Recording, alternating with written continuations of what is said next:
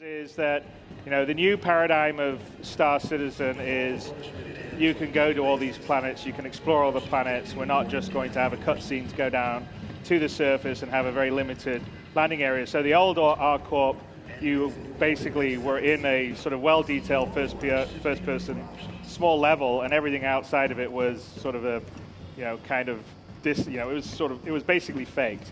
And in the new way, the new planetary tech we can't. So here we are in Astra Armada. The Ravens there, which is the the spaceship that goes with the Octane. And beyond 3.0, we're going to add the ability to buy or lease ships. So that would be, the first place you're probably doing that would actually be on ArcCorp in the Astra Armada store. And of course, you're also seeing some level of our subsumption AI going on, which is also something we're continually working on improving. And next year, it will be even more self-aware.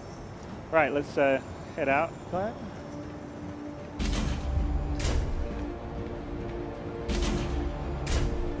Okay, so we've got a bit bigger.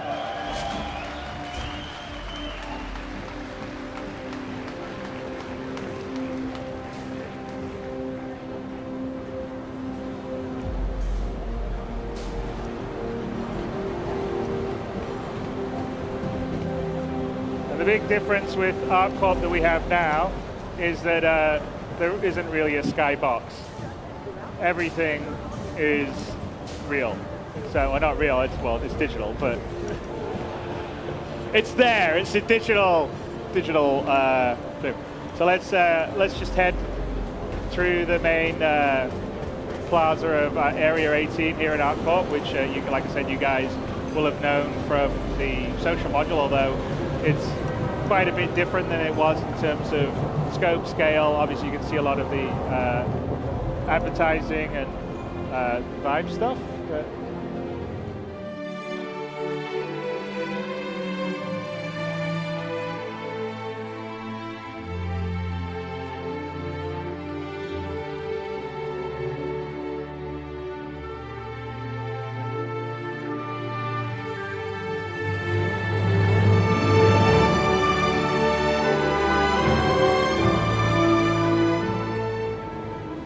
Head out through the customs.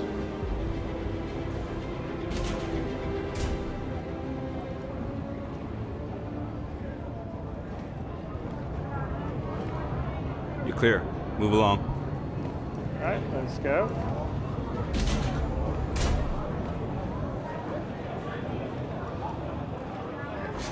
So everyone's in a line, as always, if you're going anywhere to get through immigration.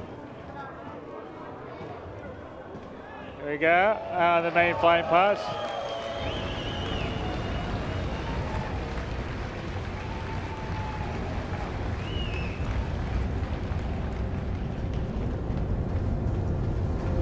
So, very Blade Runner-esque we got going. So this is a Terrapin, which again isn't in 3.0, but is going to be just after 3.0. Although I think we should probably, Glenn, shouldn't really, let's start the small amount, right?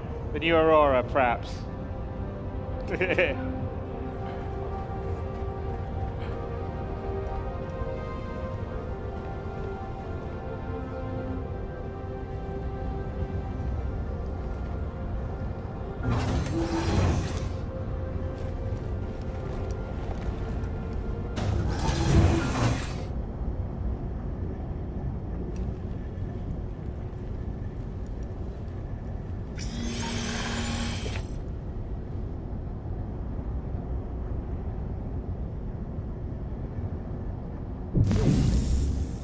Welcome to Roberts Space Industries.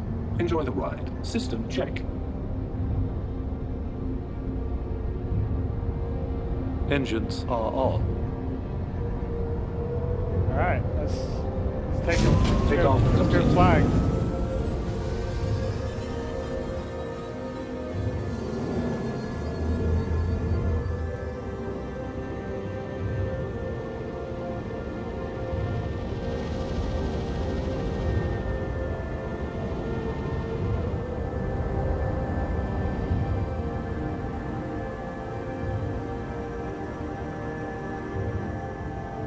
Not sure we're going to let you actually get this close to the populated areas, but we'll let you guys do it.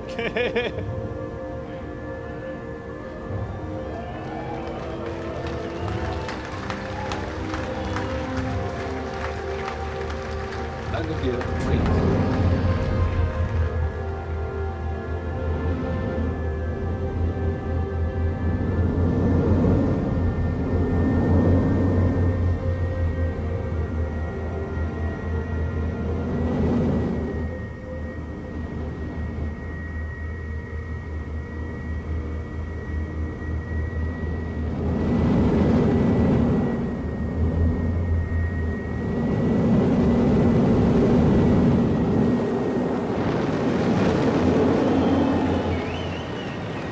So what you're seeing here is ArcCorp, which is essentially a full-size, Earth-sized planet, completely covered with man-made structures, and at a real scale. So you're seeing everything to the horizon, fully covered. You can basically fly all over ArcCorp.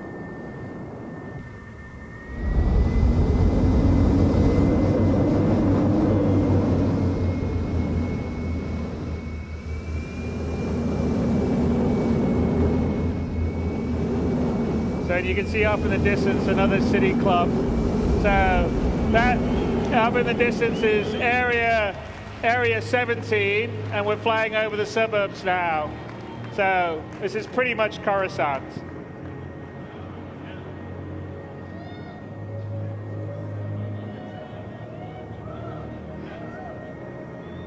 And this is our engine wizards in the Frankfurt office.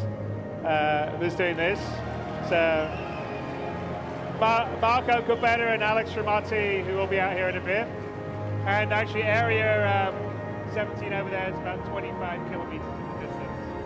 So we're just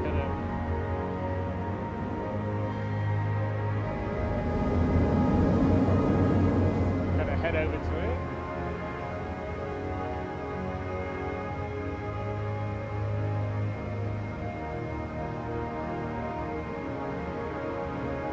Landing gear deployed. 2947! There's our tradition. Hello, Citizen Con 2947. Landing gear raised.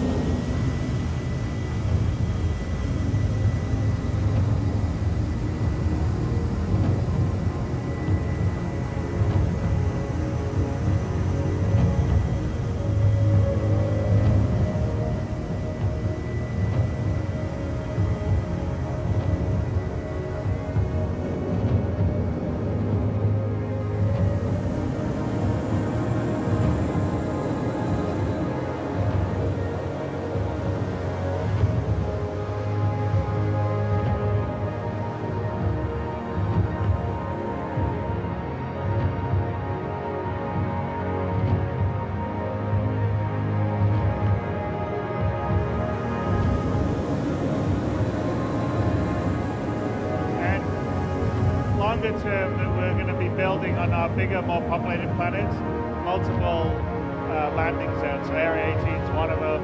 Area 17 would be potentially another one, and we'd have quite a few around ArcCorp because it's such a big planet and the detail and the scale that we're going for.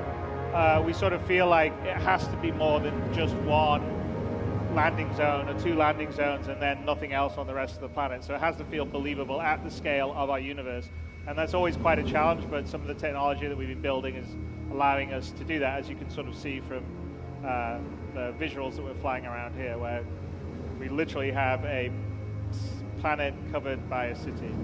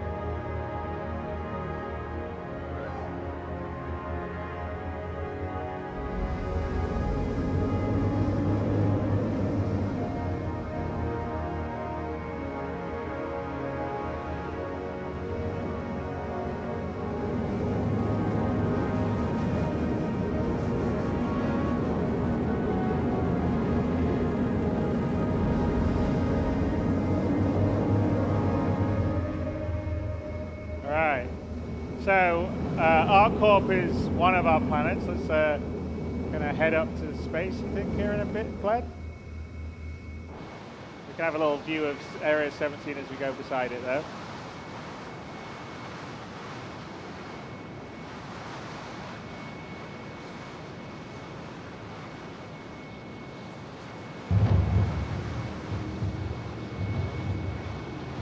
I don't think any other game's quite got this level of scale.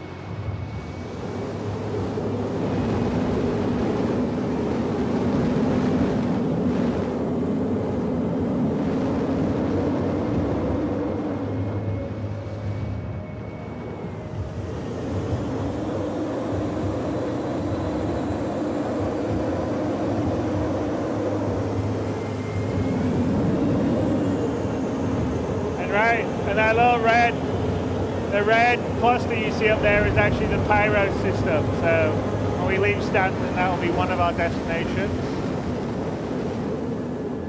And you sort of see.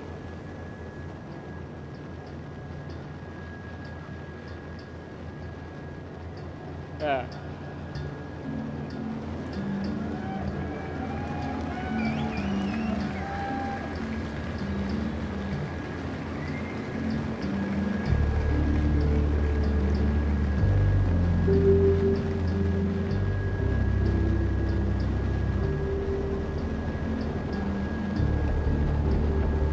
Well, don't worry, we're working hard on it for you guys.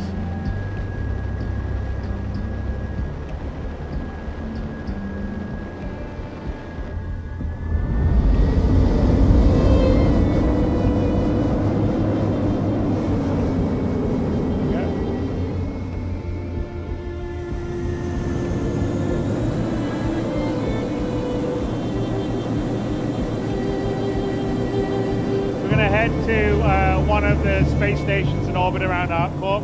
So I think I've mentioned before that most of the big kind of more advanced or settled or industrialized planets will have quite a few space stations in geosynchronous orbit, so that when say someone with a large ship like a Hull C or a D brings in cargo, we go to the space station and then the cargo can be offloaded and brought down to the planet.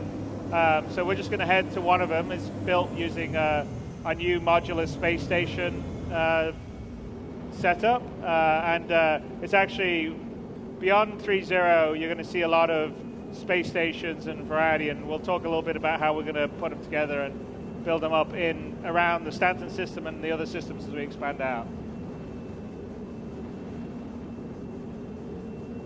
And the key is it's all, we're not low. There's no loading screens or anything. We just flew up from the city. We were down in Area 18. Then we were flying around these huge skyscrapers, and now we're just heading up to the orbital space station.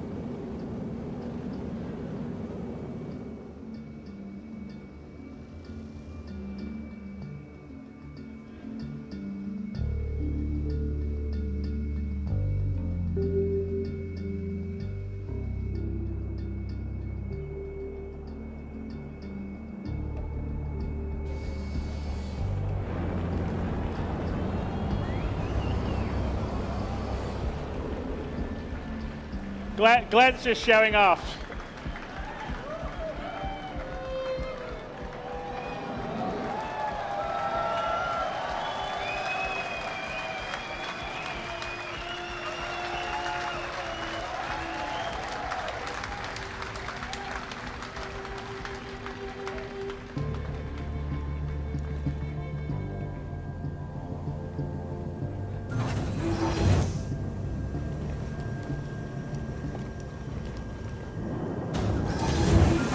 And again, this would be, like I said, one of the places where cargo would come in, it would be unloaded, and then there would be NPCs or a player could potentially take smaller amounts down.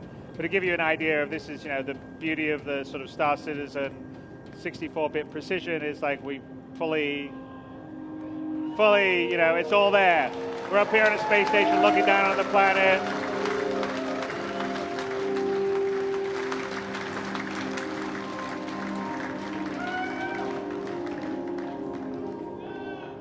Jump? I don't know, Glenn. Should we jump or not jump? Nah, I don't think so, right?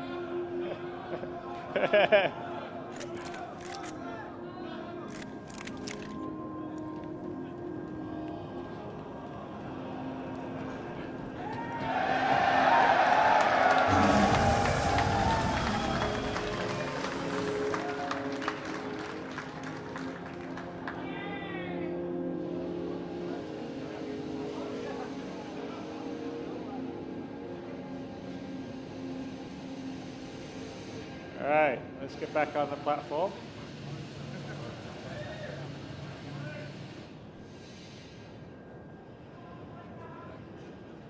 Well, no, his EVA counters the gravity. Plus, gravity is much weaker up here than it's down on the planet. But the gravity is actually properly simulated all the way through, based on your distance from the center of the planet. Get up. All right.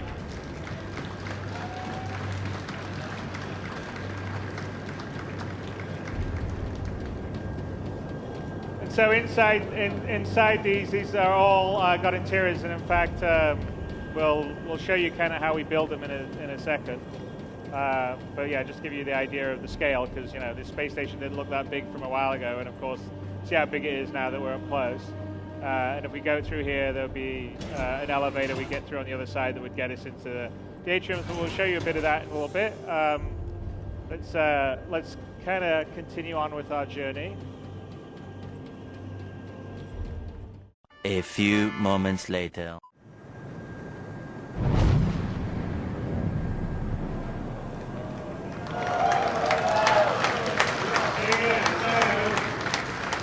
yeah, I think that was 7 or 8 minutes.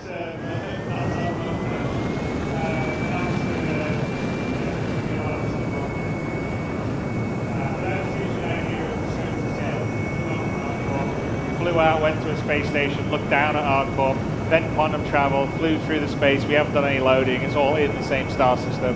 And now we're in orbit, like high orbit actually, well, quite a ways out from Hurston, which is another planet inside the Stanton system. ArcCorp is owned by ArcCorp. In the Stanton system, the UE leased each one of the major Earth-type planets to different corporations. In this case, it's Hurston Dynamics, which primarily is a weapons manufacturer. And Hurston itself is the kind of, it's the sort of planet that is what happens when there is no regulation and there's no environmental protection. So it's probably going to be like China in 100 years or America after the EPA has been dismantled.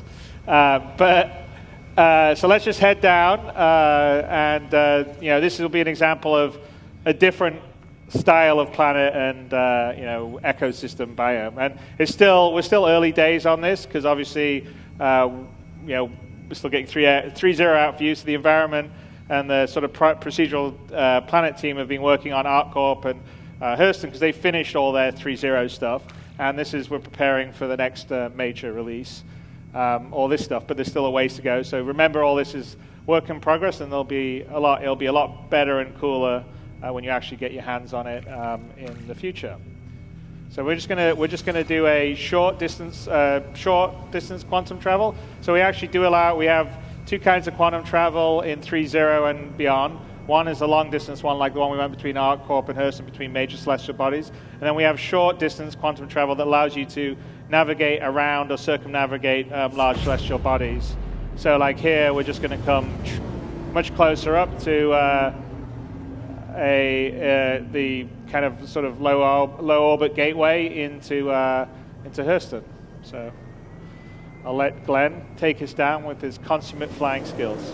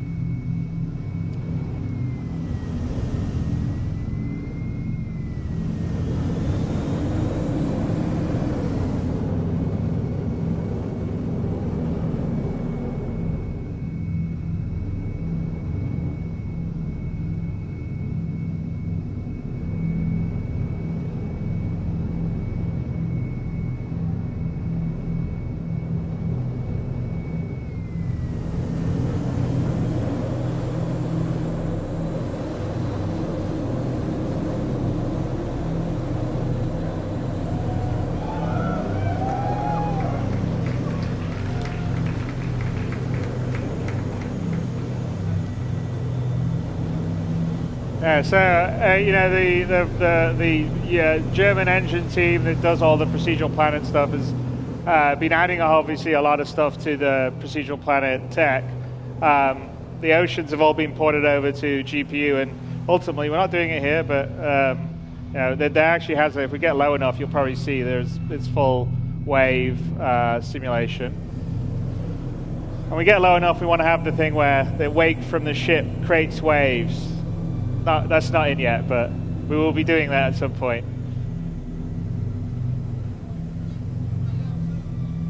Yes. Well, there's, you know.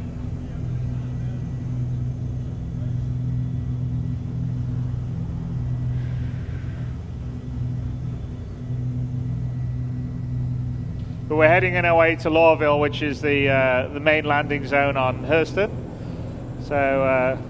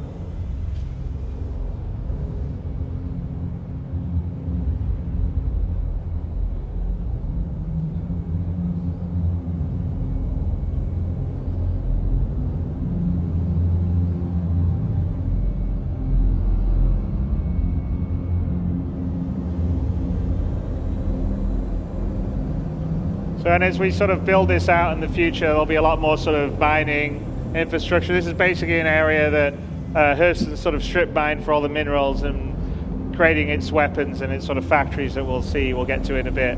But as we move forward, we've just sort of beginning of fleshing out sort of the secondary locations and objects.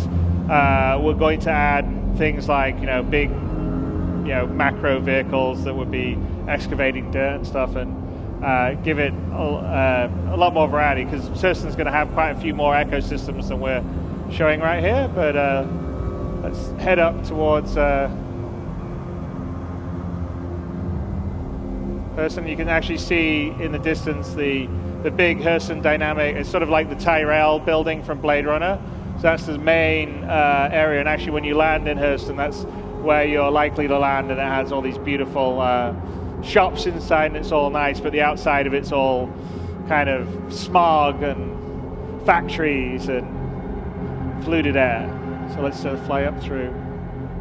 And again, Lorville's built using the same tech. It's a different kind of building set for a lot of it, but it's using the same sort of distribution tech that we do to sort of build out a city at a realistic scale for the ships that we have in the game, so, you know, which is kind of important for our game because we want to have everything feel real, visceral, tactile.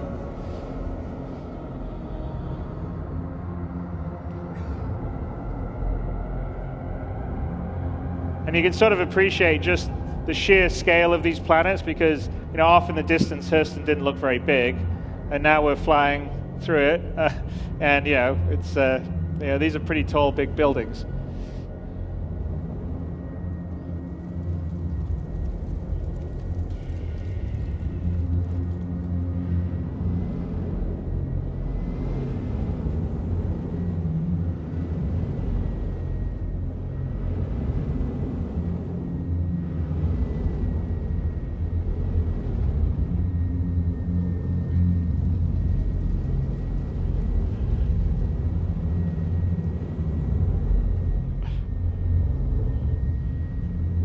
Glenn likes to show off.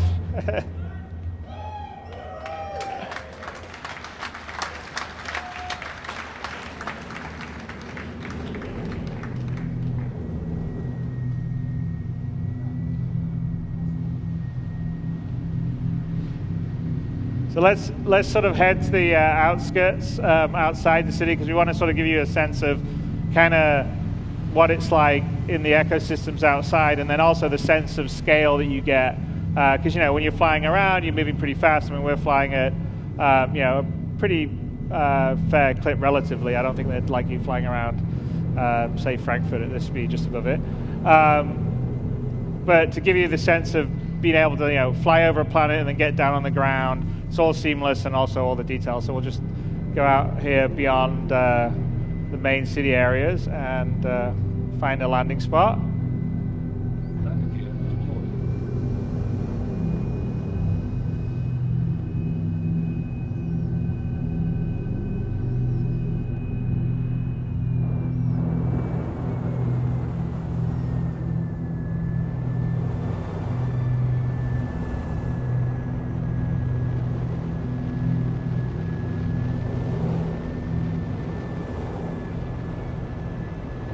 Find one that's not rock. There you go.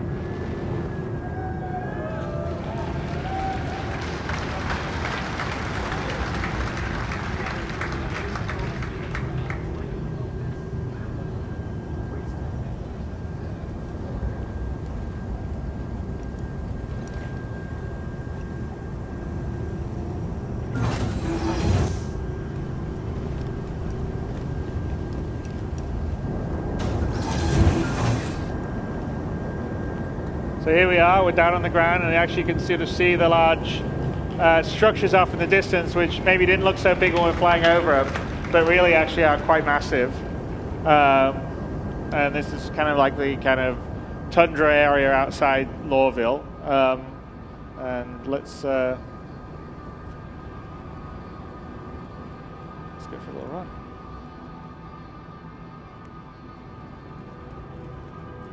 And again, this is sort of what our goal is to try to kind of deliver the kind of on foot, first person, crisis level of detail for the environments that you're in, but doing a lot of it procedurally and on a planetary scale. So it's quite challenging, but I'm very confident that we're going to deliver all that goal. And the team we have doing it, who a lot of them were here giving a talk earlier, are incredibly talented. And I'm pretty excited by the potential. I mean, we've got a lot to go in terms of building further ecosystems, also creating fauna for planets. So there's a sense of wildlife. Some could be hostile, some could be passive. But we essentially want to make these planets living places that feel visceral, that have their own identity. When you go to ArcCorp or you go to Hurston, they feel totally different. They match with the sort of story and the history and the lore. And they feel tactile. They feel like a place that you could visit, a place that you could go and tell stories of, and take pictures of, or share with your friends. So someone's conveniently left us a Knox. So you can use that to get a bit closer into the city.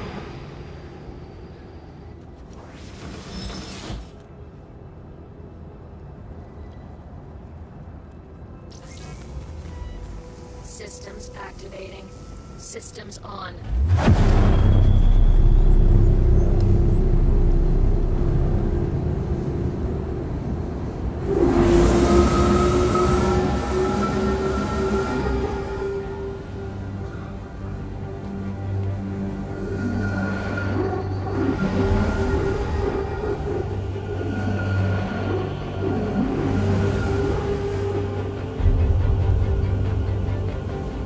You sort of can see the city stuff that seemed quite small as we flew over it. We're down on the ground and it's pretty huge. Oh, all right, let's see if...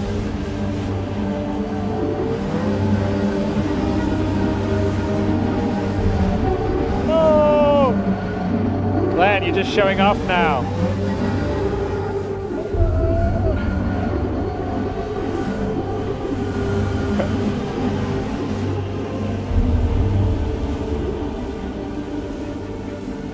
See, it's just a show off, Glenn.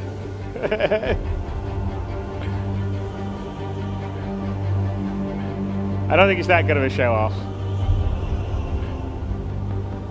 So here we're sort of coming to the outskirts of one of the factory areas of Lorville.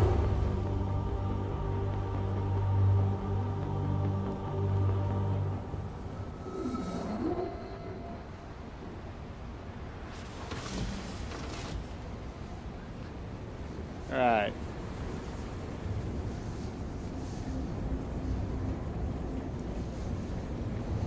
And again, we just have the beginnings of sort of our NPC population system. So some of the other stuff besides the interior procedural stuff is, longer term we're working on sort of a background crowd simulation system, a traffic simulation for ships coming and going in the background. The Nox says it sounds little physics bugs going on. Then we have foreground NPCs that would be like mission givers that have their own full schedules and stuff like that. But all the places will get populated and feel like they're full of life. So you'll have like I said, the whole goal is to have 90% NPCs to 10% players in the universe. And when you come to a place like Lorville or a place like ArcCorp, it has to feel like, it has millions of people in it because these cities are that scale and that's sort of what we're used to. And so we're working very hard to build background systems to be able to do that, scale it, create them on demand, and create a realistic feeling location on whatever planet you're visiting. So as you can see, there's the Hurston Dynamics main building off in the distance. So it's again, that gives you a sense of like the scope and the scale of the city really is compared to what we're doing now.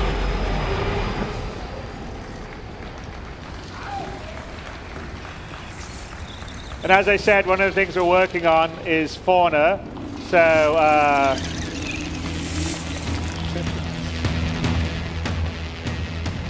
these are the Oni, the Xiphopod Oni crabs. So they're little scavengers on Hurston, and there's quite a few other things that we're going to have on Hurston when we do it. But you'll have them running around and a bunch of other ones. But there you go. There's Lorville, there's Hurston.